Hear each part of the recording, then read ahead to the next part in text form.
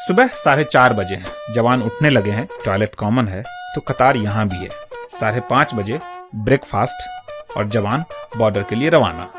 दोपहर 12 बजे पहली शिफ्ट ओवर हो चुकी है। कैंप आते आते 12:30 बज चुके हैं। लंच करते करते घड़ी की सुई 1:30 से 2 के बीच की दीवार लांघ चुकी है।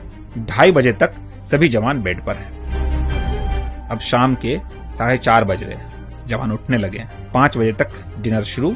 यह दिन का लास्ट मील है। अब दूसरी शिफ्ट यानी शाम 6 से रात 12 बजे के लिए रवानगी। इन सब बातों के लिए 1968 में एक एक्ट बना था, इसे बीएसएफ एक्ट कहते हैं।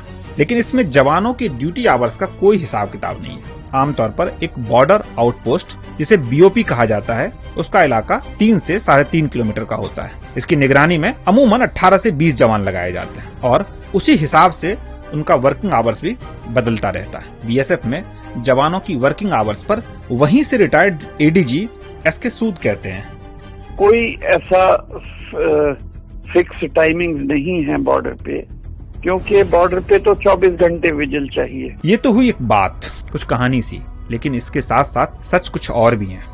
पहला सच, थोड़े दिन पहले जंगल में थे और अब तपती रेत पर। इस बीओपी पे एक बटालियन आई है जो 29 जुलाई को त्रिपुरा से चली और 4 अगस्त को जैसलमेर पहुंच गई।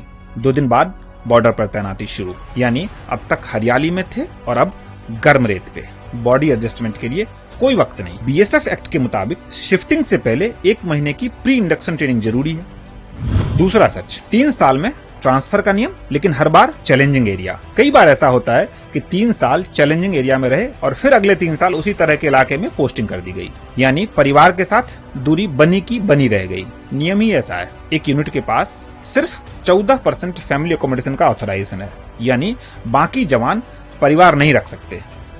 तीसरा सच, सिपाही के तौर पर आए तो 20 साल तक सिपाही ही बने रहेंगे।